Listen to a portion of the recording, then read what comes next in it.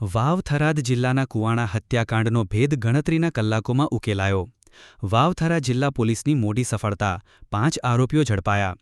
કુવાણા પાન parlour નજીક થયેલા સનસનાટીભર્યા હત્યાકાંડનો ભેદ ઉકેલાયો। જૂની અદાવતનો બદલો લેવા શામળાભાઈ ભીલની હત્યા કરાઈ હોવાનો ખુલાસો। થરાદ કોર્ટથી જ મૃતકની રેકી કરીને આરોપીઓએ પીછો કર્યો હતો। સ્કોર્પિયો અને ઇનોવા કારમાં આવી પિસ્તોલથી ફાયરિંગ અને ધારિયાથી હુમલો કર્યો। પોલીસે 100થી વધુ સીસીટીવી ફૂટેજ, ટેકનિકલ સર્વેલન્સ અને હ્યુમન ઇન્ટેલિજન્સના આધારે તપાસ કરી। LCB, SOG, parole furlough, Deodar અને વાવ પોલીસ સહિત 10થી વધુ ટીમો તપાસમાં જોડાઈ। બોકણા ગામેથી 5 આરોપીઓને ઝડપી પાડવામાં આવ્યા। આરોપીઓ હત્યા કરવા અગાઉ મોબાઈલ ફોન ઘરે મૂકીને આવ્યા હોવાનું ખુલ્યું। પકડાયેલા આરોપીઓની જો વાત કરીએ તો કિરણભાઈ ગોહિલ, શિવાજી ગોહિલ, મહેશભાઈ ગોહિલ, સુજાજી ગોહિલ, ભરતભાઈ ગોહિલની ધરપકડ કરવામાં આવી છે। દિયોદર પોલીસ સ્ટેશન હદ વિસ્તારના કુવાણા ગામ ખાતે હત્યાનો બનાવ બનેલ હતો। આ હત્યાના બનાવને વાવ થરાદ જિલ્લા પોલીસ દ્વારા શરૂઆતથી જ ખૂબ ગંભીરતાથી લઈ અને તાત્કાલિક કાર્યવાહી કરેલ હતી।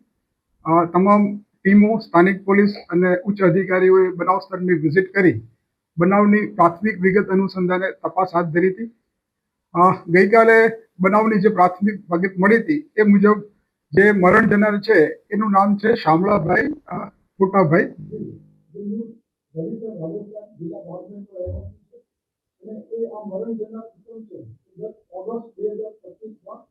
તત્કાલીન બનાસકાંઠા જિલ્લાના વાવ પોલીસ સ્ટેશન ખાતેના એક હત્યાના બનાવના મુખ્ય આરોપી હતો અને એ ગુનામાં એ નામદાર કોર્ટમાંથી જામીન મુક્ત થયેલ હતો।